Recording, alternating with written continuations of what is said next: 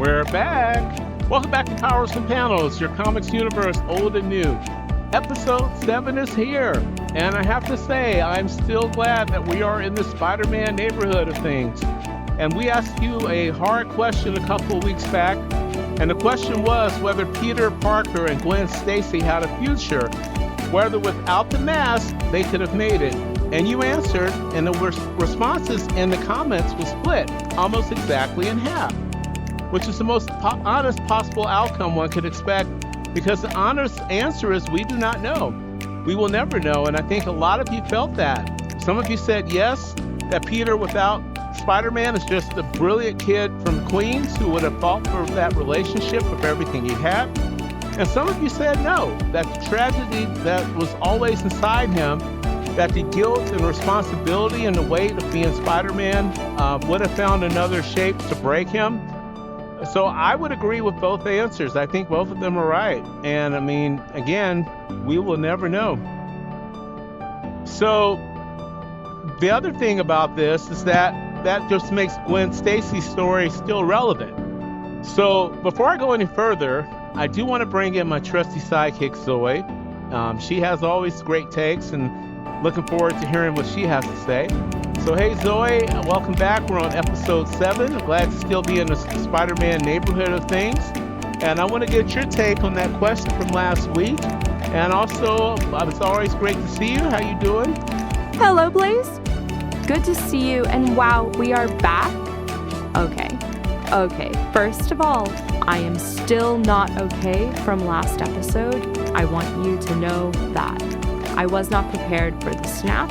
I was told this would be comics. Nobody told me it would be a philosophy lecture about the randomness of loss delivered via sequential art. I had to go for a walk. I went for a walk because of Comic Book from 1973, and I am not embarrassed about that. The listener who said Peter without the mask would have found another way to lose her, that he would have driven her away, or she would have been hit by a bus, or the universe just does not let Peter Parker have nice things. That person got inside my head and has not left. That is a genuinely bleak worldview, and I think they might be right, and I resent them for it. But, okay. Welcome everyone to Powers and Panels episode 7. We are so glad you are here. And Blaze has told me that today's episode is not going to make me sad. He said, and I am quoting directly, this one is going to make you angry, which is a different thing entirely. And honestly, I'm more prepared for angry. So, Blaze, the floor is yours, and I will be back later to give my opinions and listener question for the week. Okay, people, you heard it. I think Zoey is more prepared for angry today, and that's going to be tested because I want to take a breath before I get into this one too, but for a different reason than our last episode. That last episode was about grief. This one is more complicated. This one is genuinely, legitimately complicated because the story is not a thing, but where a beloved, girlfriend dies at the villain's hands, and Gwen Stacy's death was horrible. This story is a controversy. It's a debate. It's a rupture, and it has been for almost 20 years. One of the most divisive creative decisions in the history of Marvel Comics. We're talking about One More Day, the Amazing Spider-Man storyline running across 4 issues, Amazing Spider-Man 544, Friendly Neighborhood Spider-Man number 24. We have also Sensational Spider-Man 24 and Sensational Spider-Man 41 and Amazing Spider-Man 545. All published from October to December of 2007, written by J. Michael Straczynski, with the final issue co-written and plotted by Joe Quesada, who was also the editor-in-chief of Marvel Comics at the time, and who penciled the entire story arc.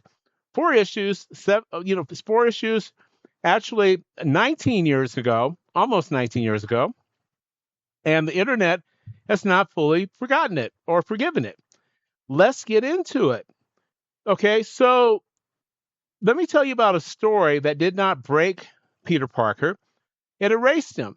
Not the man, the marriage, and the history behind that marriage.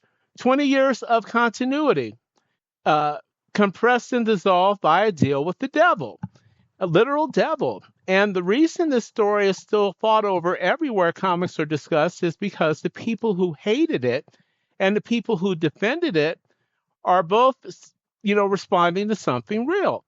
One more day, 4 issues, and we're going to cover that today. So, before I tell you what happened, I need to tell you what had existed because One More Day does not make sense, not as a story, not as a controversy, unless you understand what it dismantled. Now, Peter Parker and Mary Jane Watson got married in Amazing Spider Man Annual number 21, published in 1987. So they've been married essentially for 20 years before One More Day came out. And by the time we arrive at 2007, that marriage is load bearing because it's not a subplot, it's part of the architecture of who Peter Parker, aka Spider Man, is. Mary Jane Watson is not, well, Mary Jane Parker, I should say, as they're married, is not just his wife. She is the person who was there after Gwen Stacy, the person who knew the worst of him and stayed. Their relationship has been tested, it's been strained, nearly broken, and rebuilt across 2 decades of stories. And what has emerged is a partnership between two adults who genuinely choose each other. And that is very rare in superhero comics. That is something real. And for a significant portion of the Spider Man readership, that marriage is the reason they kept reading. So now we jump to the context, okay, behind what all led to some of these things happening. So we're going into, prior to One More Day, Marvel had run a company-wide crossover event called Civil War. And the premise was a Superhero Registration Act, a law requiring all superpowered individuals to register with the government and reveal their identities. Okay? Okay, so now Iron Man supported registration. Captain America opposed it.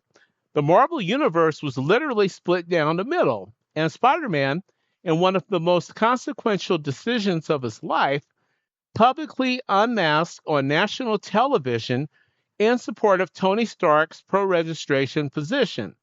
Peter Parker, who had protected his secret identity for his entire career, because protecting it also protected the people he loved, stood in front of cameras and told the world his real name. So the fallout was both immediate and severe because within the Marvel Universe, this made Peter and his family targets. Kingpin, also named Wilson Fisk, is one of the most dangerous crime lords in the Marvel Universe, ordered a hit. A sniper. The bullet was meant for Peter. It hit Aunt May instead. Now, Aunt May, who is in the Spider-Man mythology, the closest thing to a sacred figure, as she is Peter's last living connection to his childhood, to the Parkers, to everything that made him who he is before he was bitten by that spider, and the dead uncle and the mask. Now, she is elderly. She is warm. She has spent decades loving Peter with everything she has without knowing the full cost of what he carries.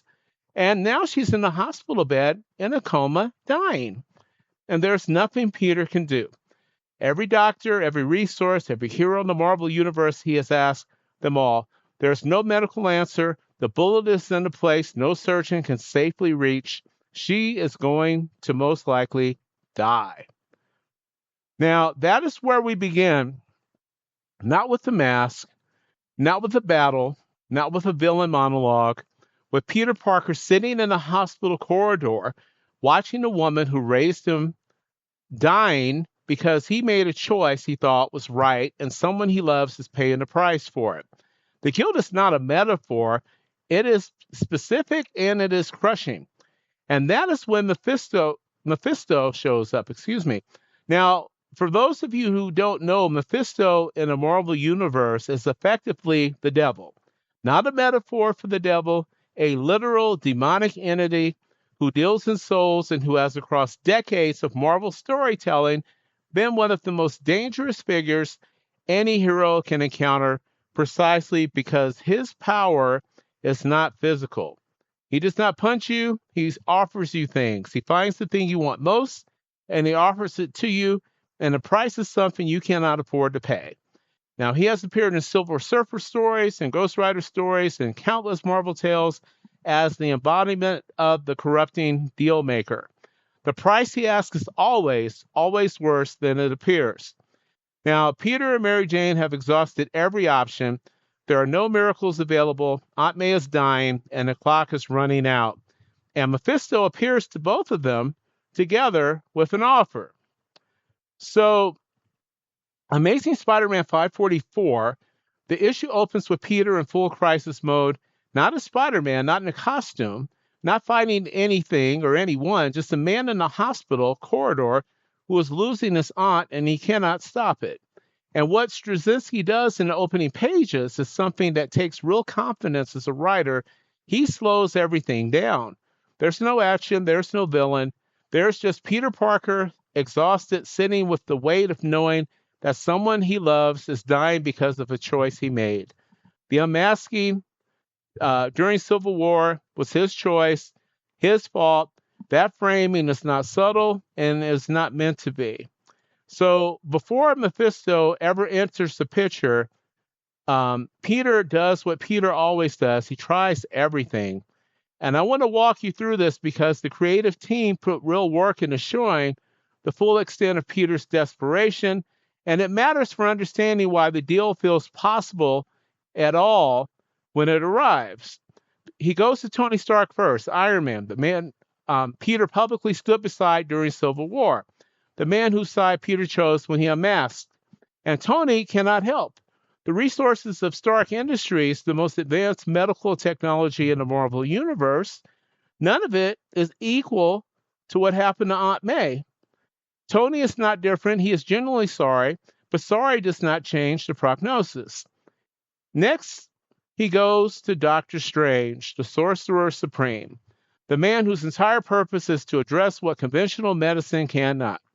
And Strange, who has pulled off genuine miracles across decades of Marvel storytelling, tells Peter the same thing. There is no magical solution here. The wound is beyond his reach to reverse cleanly. He can offer extensions, temporary measures, but not a cure. Strange is one of the most powerful beings in the Marvel Universe, and he is telling Peter Parker that his aunt is going to die. That hits hard. So next he goes to Reed Richards, Mr. Fantastic, the smartest man in the Marvel Universe by most measures, a man who has literally rewritten the law of physics on multiple occasions, and Reed tells him the same thing. Where the bullet is placed, the damage that has been done, the medical reality of what happened, there is no scientific solution for this to fix it. So, not, or at least not one that can be implemented in the time Aunt May has left. So, three of the most powerful figures in the Marvel Universe, the answer is no, no, no. And this sequence matters because it is not lazy writing. It is the story methodically closing every door before the only remaining door opens up. So by the time Mephisto arrives, Peter Parker has genuinely exhausted his alternatives. The deal is not the first option, it is the last one. Now, there is also a time travel element that I want to address briefly because it is in the story and it is most important. Peter, through means I will not detail here, is able to briefly visit moments in his own past. He sees himself and Mary Jane younger. He sees the texture of what they built together. And crucially, he encounters a future version of himself, an older Peter, weathered and alone, who has lived without her. And this vision is ambiguous. It is not a prophecy, but it is a story asking Peter and the reader to sit with the question, what does a life without Mary Jane Watson actually look like? The answer the story offers is not a happy one. And that context, that glimpse of the alternative future, is part of what makes the deliberation scenes that follow feel weighted rather than rushed. And then Mephisto shows up. He does not announce himself dramatically. He does not appear in fire and brimstone the way Quesada draws these scenes. Mephisto is almost quiet, very controlled, very patient. And the way a predator is patient when it knows the prey has nowhere left to run, he has been watching. He has waited for exactly this moment when Peter has no other options and the clock is nearly out. The timing is not coincidence. This is how Mephisto operates. He does not create desperation. He finds it and steps into it. The terms are this: Mephisto will save Aunt May. He will pull her back from the edge of death, restore her to full health, remove the bullet, erase the damage. She will live. She will be healthy. She will not know anything happened. The price, Peter and Mary Jane's marriage. Not a symbolic price, not a metaphorical cost. Mephisto will reach into the timeline and retroactively unmake the marriage, not a divorce and erasure. Peter and Mary Jane will never have been married. The wedding will not have happened. 20 years of continuity dissolved in one action. The people they were together, gone. Their history will be reshaped so that they were always just a couple that almost made it, okay? But two people who also cared about each other, but could not quite get there. And neither of them will remember what was taken from them. They will not grieve the marriage because they will not know it ever existed. Peter's immediate response is refusal. Flat, hard no. He tells Mephisto exactly what you would expect Peter Parker to tell him, that he does not make deals with the devil, that Aunt May herself would not want this, that the cost is too high. And Mephisto does not argue with him. He does not push. He simply says, think about it, and he leaves, which is somehow more disturbing than a hard sell. He is not worried. He knows Peter will come back. Okay? And then Peter goes to Mary Jane because this is their marriage. This is her life too. And this is where Straczynski's writing is at its most honest and most painful. Peter does not make the decision alone. He brings it to his wife. And the conversation they have across several pages in the quiet of the hospital with Aunt May dying in a room down the hall is one of the most genuinely difficult exchanges in the story. Mary Jane does not say yes immediately. She does not say no. She asks the hard questions. What does it mean to accept something from Mephisto? What does it say about who they are if they take this? Are they trading their marriage for Aunt May's life? Or are they trading their souls for the illusion of having done the right thing? So there's a version, okay, where in the next two issues that is generally powerful, okay, because it's a big drama. I mean, their deliberation is not a formality. These are two adults who love each other, sitting with an impossible choice and refusing to make it easy. Peter argues that Aunt May should not die because he unmasked, that she is paying for his choice and he cannot accept that. Mary Jane pushes back at what cost. Every version of this conversation ends the same way. There is no good answer. There's only the choice and the weight that will come from it. And then Mary Jane goes to Mephisto privately. This detail matters enormously because it does not get enough attention where she goes to him alone. She makes a demand. She tells Mephisto, if you want the marriage, you give something back in return, not to her, but to Peter. She asks that some measure of luck, some residual grace, some quality of fortune that Peter has spent his entire career burning through be returned to him, that he be allowed some of the good life that he has sacrificed for everyone else, that the universe cuts him a small break. Mephisto agrees immediately without negotiation, and the reason he agrees so easily is the reason the whole deal is so disturbing. What he actually wants is not the marriage certificate, it is the love itself.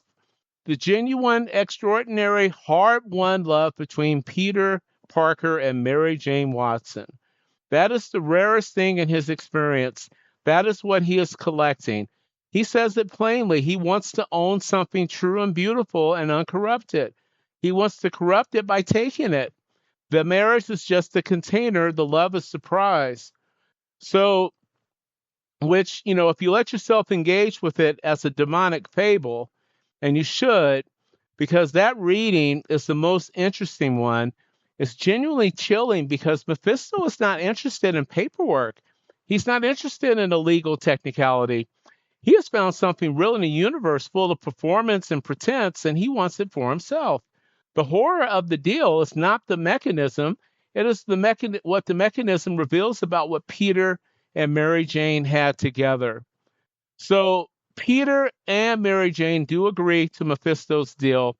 Together, hands touching in the last moments before the deal closes, and there is a child, a vision of the daughter they might have had, a little girl, who appears to them in that final moment and tells them it is okay, that she understands, that she will find another way in. This is a detail that was intended to be poignant and landed for a significant portion of the readership as the most devastating moment in the entire story arc, the child they never had, releasing them from a promise to erase her from possibility, a person who does not exist, yet forgiving them for ensuring she never will. And then the deal closes and everything changes. Amazing Spider-Man number 545, the final issue. The world has been reset. Peter Parker wakes up in his old bedroom in Aunt May's house in Queens. He is not married. He and Mary Jane are not together. Harry Osborn, who died in regular continuity, is alive. The unmasking during Civil War has been erased. Nobody knows Peter Parker is Spider-Man. Aunt May is downstairs making breakfast. And the next issue of Amazing Spider-Man launches a new era under the branding of Brand New Day. So Peter Parker got everything Mephisto promised. Aunt May is alive. His secret identity is restored. His best friend is back. And something is missing that he cannot name, cannot locate, cannot grieve, because he does not know it's gone. He is haunted by an absence he has no language for. And somewhere, Mary Jane Watson is living the same quiet wrongness, the same sense that the world is almost right but not quite, and neither of them knows why. That is the deal. That is what was exchanged. That is what the story left behind. So I want to spend some time on what was actually happening behind the scenes because One More Day is as much a story about Marvel's editorial direction in 2007 as it is a story about Peter Parker. And understanding the context does not excuse the execution, but explains it in ways that matter. Joe Quesada became editor-in-chief of Marvel Comics in 2000, and from relatively early in his tenure, he had a stated position on the Spider-Man marriage. He did not like it. His argument, which he made publicly and consistently, was that the marriage was an anchor, that it aged Peter Parker in a way that made him harder to write as an everyman, that the relatable loneliness and romantic longing that made young readers connect to Peter was incompatible with him being a married man.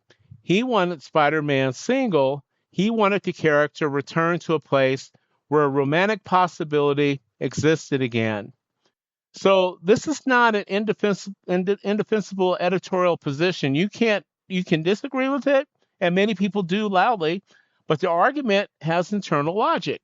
There's a version of Peter Parker whose appeal is bound up in the sense that the good things in his life are always just out of reach, always conditional.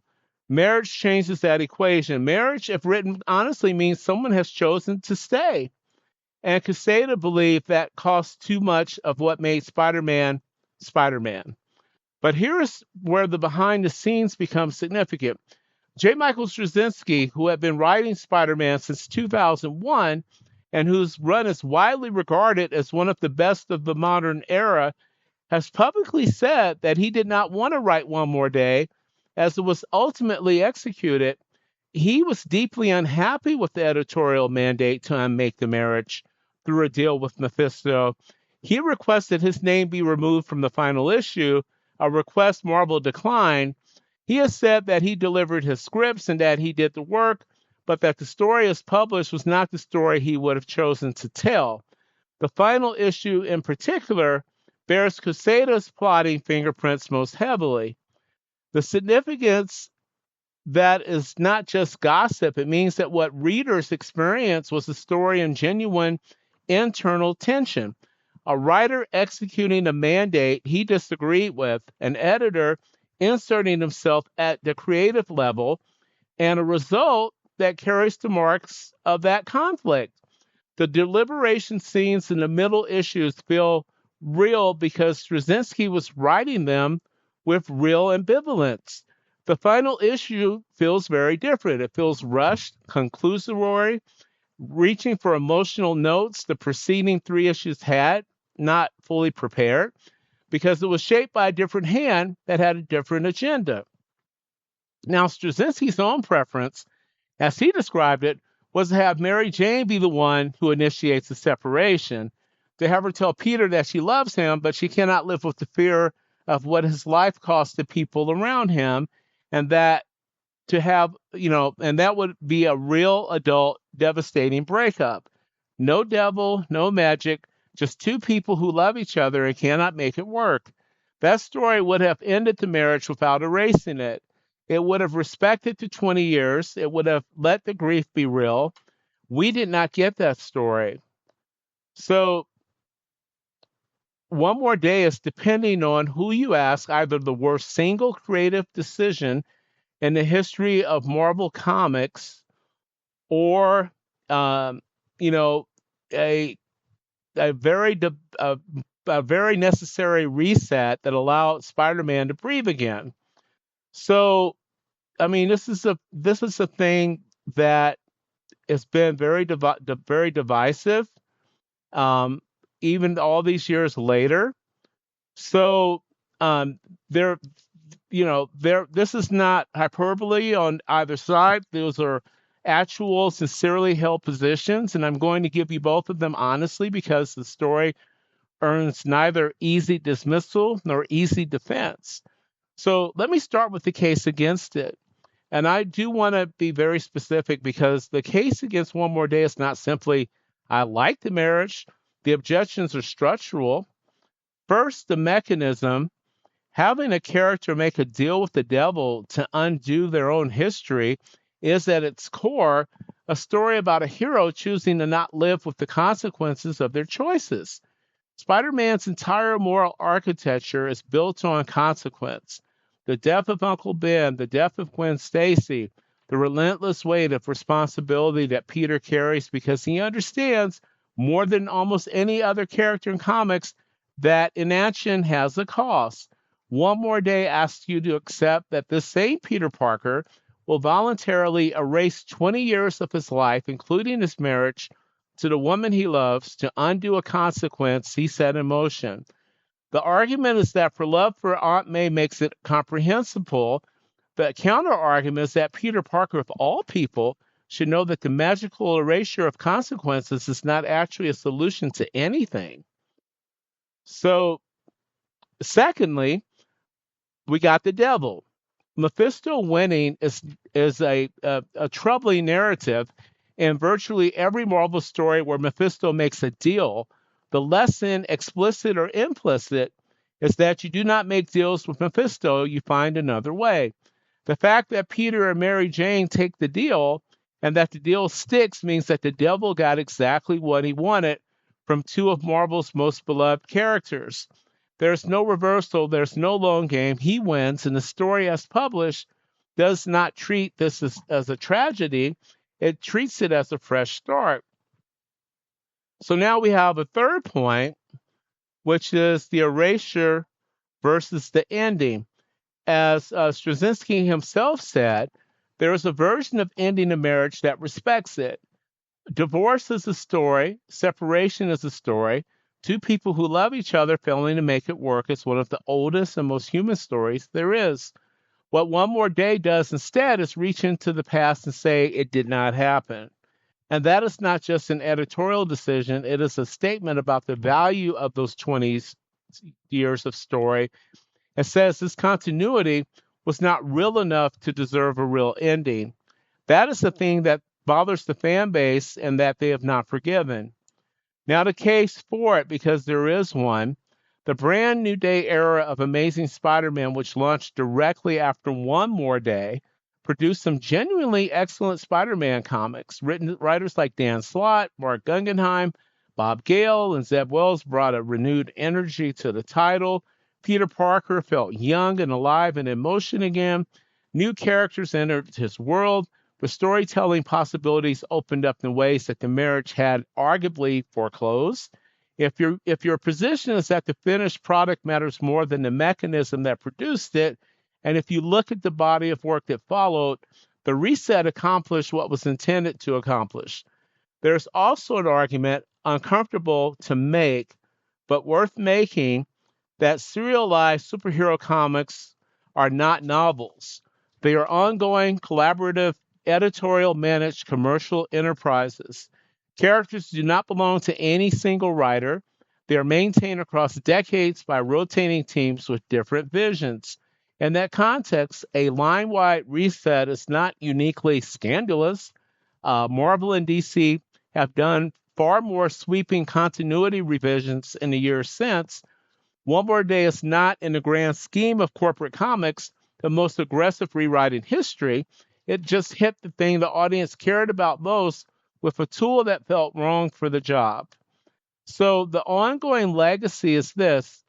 Peter Parker and Mary Jane Watson have never been fully remarried in the main Marvel continuity as of the time of this recording. They have come close. There have been storylines that address the One More Day continuity directly. Readers have waited and advocated that an editorial position at Marvel has shifted over time, that there have been public statements and hints and near misses. The wound is not fully healed, but the conversation has continued, which is in its own way a testament to how much the marriage mattered. Now, a story that nobody cared about would not still be generating this much feeling, all these years after. So I want to say one thing about J. Michael Straczynski's run overall, because One More Day should not define it. I mean, his Amazing Spider-Man stories from 2001 to 2007 introduced some of the most interesting ideas the character had seen in years, including the controversial but genuinely interesting Totem storyline, a mediation on what that spider bite actually means, on whether Peter Parker was chosen or random, on the deeper mythology of his power. It restored Gwen Stacy to a position of central importance. It gave Peter a teaching career, a sense of adult momentum, a life that felt like it was going somewhere. That run deserved a better ending than what it got. Straczynski knows it. He has said so, and the readers know it too. So if you want to read it, and I think you should, specifically so you can have a fully formed opinion about it, the collected edition is titled Spider-Man One More Day, and is available in trade paperback and on Marvel Unlimited. Read it in one sitting because the 4 issues are designed as a single story, and the pacing does matter. Then read the first arc of Brand New Day immediately after and decide for yourself whether what was lost was worth what was gained. Now, I'm going to hand it back over to Zoey because I told her this one would make her angry. And I do stand by that because I do want to hear where the anger lands, because there are multiple places they could go and I do not want to predict it. So I'm going to give this back to Zoey. Zoey, take it away. Okay. Yes, I am angry, but it is a very specific kind of angry, and I want to describe it correctly because I think it matters. First, though, Mephisto. I have to say something about Mephisto because I looked him up, and this man, this devil, this literal Marvel Satan, is wearing a red cape and a horned helmet and has purple skin and looks like a Renaissance festival. Rejected him for being too on the nose. He looks like someone described the concept of evil to an art student who had never experienced it. He looks like he was designed by a committee whose only brief was make him look bad. And this is the entity that convinced Peter Parker to give up 20 years of marriage. The most powerful villain in Spider-Man history was apparently a man in a Halloween cape, and I cannot get past the costuming choices in this run of comics. They are genuinely sending me. But okay, here's where my anger actually lives. It is not with the decision to end the marriage. I can understand, I can even almost accept that a creative team might look at that marriage and decide it needs to change. Relationships end, characters evolve. Fine.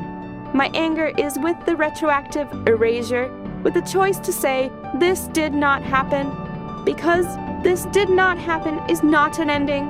It is a deletion. It is the storytelling equivalent of someone going through your family photo album and removing the pictures of someone you loved. The love was real. It was on the page for 20 years. You do not get to make it not real by going backwards. So the version Straczynski wanted to write, where Mary Jane says, I love you and I cannot do this, and it is a real goodbye.